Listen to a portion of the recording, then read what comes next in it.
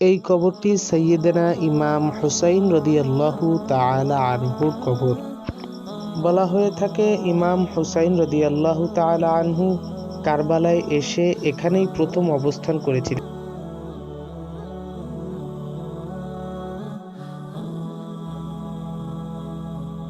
আজ এখানে কোনো প্রোগ্রাম হতে পারে। আজকে 13ই রজব, আর 13ই রজব রাতে সাইয়েদনা আলী রাদিয়াল্লাহু তাআলা আনহু শহীদ হয়েছিলেন। আমার মনে হয় এই কারণেই শিয়া সম্প্রদায়ের এখানে কোনো একটি বড় অনুষ্ঠান হতে চলেছে, সেরকমটি আমি দেখতে পাচ্ছি। এই ভবনের ভিতরই ইমাম হুসাইন রাদিয়াল্লাহু তাআলা আনহুর মাকবারাহ রয়েছে। এটি হলো ইমাম হুসাইন রাদিয়াল্লাহু তাআলা আনহুর মাকবারাহ। এখানে অনেক মানুষ একত্রিত হয়েছে জিয়ারতের জন্য। যদিও তারা শিয়া, তাদের জিয়ারতের ধরন অনেকটাই ভিন্ন রকম। আমাদের মতো তারা জিয়ারত করে না। তাদের জিয়ারত দেখে আমি বিস্মিত হলাম। আসলেই এটাকে কি জিয়ারত বলে?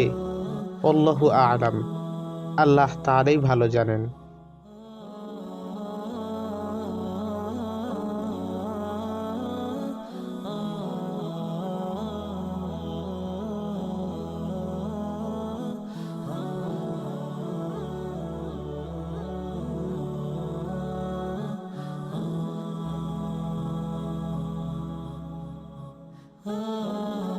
সম্মানিত দর্শক, পূর্বের ভিডিওতে আমি আপনাদেরকে দেখিয়েছিলাম হযরত আলী রাদিয়াল্লাহু তাআলা আনহুর মাজারের ওখানে কি সুন্দর কারুকার্য করা রয়েছে, যেন শীষ মহল। ঠিক সেরকম ভাবেই ইমাম হুসাইন রাদিয়াল্লাহু তাআলা আনহুর মাকবারার কাছেও শীষ মহলের মতো তৈরি করা হয়েছে।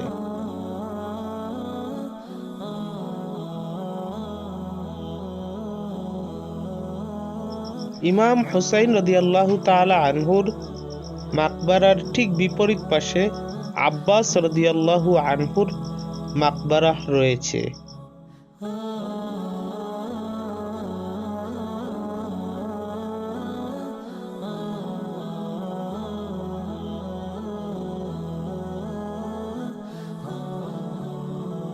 এটা হলো হযরত আব্বাস রাদিয়াল্লাহু তাআলা আনহুর মাকবারাহ।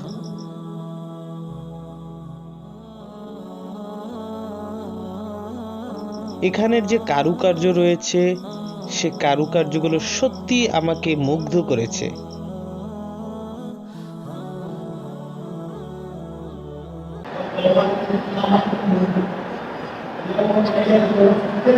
الفرض كان قالوا لأهلي مفروض على ناس حبك يا علي. لما الكعبة بتهزت فرح. يلا وياي اول فرض كان قالوا لأهلي مفروض على ناس حبك يا علي. قولها مفروض على ناس حبك. বলা হয়ে থাকে ইমাম হুসাইন রাদিয়াল্লাহু তাআলা আনহু যখন প্রথম কারবালায় পৌঁছালেন, তখন এই যে মসজিদ দেখতে পাচ্ছেন, এখানেই তিনি অবস্থান করেছিলেন। আর এপাশে আহলে বায়েতদের অবস্থানের জায়গা।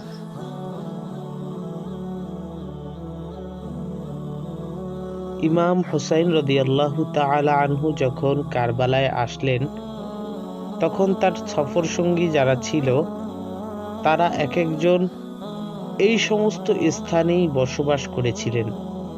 তারা এখানেই এসে প্রথম অবস্থান করেছিলেন।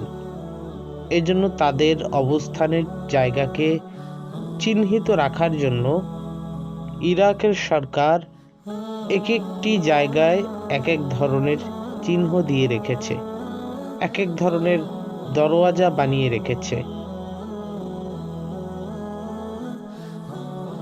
সম্মানিত দর্শক, আশা করি আমাদের এই ভিডিওটি আপনার কাছে ভালো লেগেছে।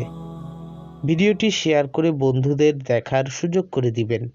আসসালামু আলাইকুম ওয়া রাহমাতুল্লাহ।